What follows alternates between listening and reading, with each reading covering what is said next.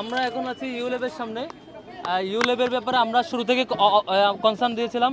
Vote শুরু হয়েছে 8টায়, এখন বাজে 10:30।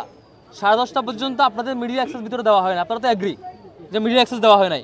দ্বিতীয়, একটু আগে ইন্ডিপেন্ডেন্ট অবজারভার যারা সব সেন্টারে ঢুকে অবজার্ভ করছে, তাদেরকে এখানে আটকে রাখা হয়েছে, ঢুকতে দেওয়া হয় নাই। এখানে অভিযোগ আসছিল যে অন্য প্যানেলের অন্য প্রার্থীদের পোলিং এজেন্টের বিপরীতে ছাত্রদলকে আলাদা সুবিধা দেওয়া হয়েছে, তাদের অতিরিক্ত পোলিং এজেন্ট দেওয়া হয়েছে। ওই অভিযোগ সকালবেলায় আসছে। ইসলামী ছাত্র আন্দোলন বাংলাদেশ এসে অভিযোগ দিয়ে গেছে, তাদের পোলিং এজেন্টকে বের করে দেওয়া হয়েছে। এই অভিযোগ আসার পরও মিডিয়াকে অ্যাক্সেস না দেওয়া, ইভেন ইন্ডিপেন্ডেন্ট অবজারভারকে অ্যাক্সেস না দেওয়া। এখন 10:30 বাজে, এতক্ষণ ধরে ব্রডকাস্ট হলো, ভিতরে কী হয়েছে তাহলে? আমরা ধরে নিচ্ছি কোনো ধরনের অসঙ্গতি হতে পারে। এগুলো খুবই অ্যালার্মিং বিষয় এবং নির্বাচন কমিশন এবং দায়িত্বে যারা আছেন এগুলো খেয়াল রাখা দরকার। শিক্ষার্থীদের আবেগের জায়গা এটা ডাকসু, এবং হাজার হাজার মানুষের রক্তের বিনিময়ে আমরা একটা সুন্দর ক্যাম্পাস পেয়েছি, একটা 24 পরবর্তী সময়ে এসে সুন্দর একটা ডাকসু পেয়েছি। এটা নিয়ে এইভাবে আবেগ নিয়ে সিনেমিনে গেলা ঠিক না। এটা নিয়ে সুন্দর এখন ব্যবস্থা নেওয়া দরকার। এগুলো শিক্ষার্থীদের জন্য হয়রানি। শিক্ষার্থীরা অনেক প্রত্যাশা নিয়ে যার বাড়ি থেকে হল থেকে এসে ভোট দিতে আসছেন। আপনারা ভিতরে অন্য মেকানিজম করবেন, এটা তো হবে না। নির্বাচন কমিশনের সাথে আপনারা কথা বলেছেন? আমরা কথা বলেছি। 8টি নির্বাচনী কেন্দ্রেই ভোট কেন্দ্রে কিন্তু একই নিয়ম হওয়ার কথা, তাহলে এটি কেন ভিন্ন? এটার পোলিং এজেন্ট নিয়ে আমরা অনেক আগে কনসার্ন জানিয়েছি, এখনো আমরা ব্যবস্থা দেখতে পাই না। এটা খুবই দুঃখজনক।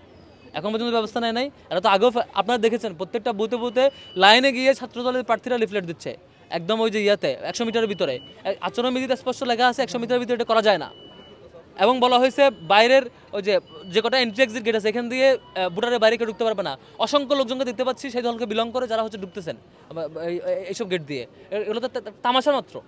এবং এই কেন্দ্রে এজেন্ট ঢুকতে দিচ্ছে না, এটা আমরা জানতে পারলাম যে এজেন্টকে ঢুকতে দিচ্ছে না। এই যে উনি তো ইন্ডিপেন্ডেন্ট অবজারভার। আগে এখানকার যিনি চিফ রিটার্নিং কর্মকর্তা রয়েছেন শহীদুল ইসলাম, তিনি বাইরে এসে বলছেন বাংলাদেশের একমাত্র স্মার্ট সিটি বসুন্ধরা এখন আরো নিরাপদ, আধুনিকতায় আরো এক ধাপ এগিয়ে। যাদের এজেন্টকে বের করে দেওয়া হয়েছে, অভিযোগ করছে তাদের এজেন্টকে পাঠানোর জন্য। তাহলে 2 ঘন্টা পরে কেন হবে? এটা হবে, এটা তো অভিযোগটা 8টা বাজে আসছে, 8টার পরে আসছে। 2 ঘন্টা আপনি কি করছেন এখানে ভিতরে? কথা হচ্ছে অভিযোগটা আসা লাগলো কেন, অভিযোগ আসলো কেন? প্রথমে তো এটা আইন যে তাদেরকে পদক্ষেপ নেবেন কিনা এখন ভবিষ্যতে, এই যে অভিযোগ দিচ্ছেন পরবর্তী পদক্ষেপ? আমরা এখনো এভাবে চলতে থাকলে তো মানে এটা খুবই অন্যদিকে মোড় নেবে। এজন্য আমরা এখনো কনসার্নগুলো ফর্মালি জানাচ্ছি, ফর্মালি ফিডব্যাকটা চাই, এবং ওনাদেরকে ক্লিয়ার করতে হবে এতক্ষণ এখানে কি করছে, অতিরিক্ত এজেন্টরা কি করছে, কেন ইন্ডিপেন্ডেন্ট অবজারভার ঢুকতে পারে নাই, কেন আপনারা ঢুকতে পারে, সাংবাদিকরা ঢুকতে পারে না। এটা ওনাদেরকে এই কেন্দ্রে যারা দায়িত্বরত তাদেরকে ক্লিয়ার করতে হবে। এটা তাদের ব্যাখ্যা আমরা শুনতে চাই। 10 জন পুলিং এজেন্ট, এর মধ্যে 6 জন ছাত্র দলের, 1 জন বাক্সাসের, ঠিক আছে? এই হচ্ছে সিচুয়েশন। আমাদের এখানে পুলিং এজেন্ট মনে হয় এখনো পর্যন্ত বাকি কয়েকজন আছে আর কি। এটা তো সমান ছিল সব জায়গায়, সব প্যানেল। এই যে ইসলামী ছাত্র আন্দোলন বাংলাদেশের প্রতিনিধি এসে সরাসরি অভিযোগ দিয়ে গেছে যে তাদের প্রার্থীকে বের করে দেওয়া হয়েছে। তিনি সে প্রেস কনফারেন্সও করছে, তাও তাকে ঢুকতে দেওয়া হয় নাই। এখন আপনি 2 ঘন্টা পরে এসে যদি বলেন তাকে ঢুকতে দাও, 2 ঘন্টা আপনি এখানে ব্রডকাস্ট করছেন, একটা বড় সংখ্যক ভোটাররা চলে এসে ভোট দিয়ে দিচ্ছে। এটা কীভাবে ম্যানেজ করবেন? এটা খুবই দুঃখজনক। এবং হ্যাঁ, ছাত্র দলের পক্ষ থেকে যখন প্রশ্ন করা হচ্ছিল যে আপনারা নিশ্চয়ই বিতরণ কিছু, তখন তারা বলছে যে শিবিরও করছে, সবাই করছে, 100 মিটার এটা কোথাও চিহ্নিত করা নাই। 100 মিটার চিহ্নিত করা আছে, 100 মিটার প্রত্যেক জায়গায় চিহ্নিত করা আছে। যেমন ধরেন যে এই এলাকা, এই সাইড 100 মিটারের মধ্যে পড়ে, ওদিকে যেটা ক্লাবের ভিতরে একটা এরিয়া 100 মিটারের মধ্যে পড়ে, টিএসসির ভিতরে এরিয়া 100 মিটার একটা এরিয়া চিহ্নিত করা আছে, আনুমানিক চিহ্নিত। ওই এরিয়ার ভিতরে আপনি ঢুকতে পারবেন না। আপনি ভিতরে ঢুকে ছাত্রদলের প্রার্থীরা আমি দেখছি বিপিজিএস প্রার্থী প্রত্যেকে গিয়ে হচ্ছে লিফলেট বিতরণ করছে। এটা খুবই দুঃখজনক। আপনাদের বিরুদ্ধে অভিযোগ করছে তারা পাল্টা, সেই ব্যাপারে কি বলবেন?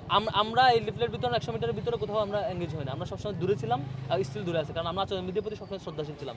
বরং বারবার আমরা নাটক দেখেছি যে তারা আচরণবিধি লঙ্ঘন করছে আর প্রশাসনের তাকিয়ে আছে, কোনো ব্যবস্থা নেই, এটা দেখেছি। Thank you. অভিযোগের বাইরে গিয়ে আমাদের কাছে অন রেকর্ড সত্যতা আছে, আমাদের কাছে প্রুফ ডকুমেন্টস আছে যে তারা 100 মিটারের ভিতরে তারা বিতরণ করেছে। তারা যদি অভিযোগ করে সেটা সত্যতা তাদেরকে দিতে হবে।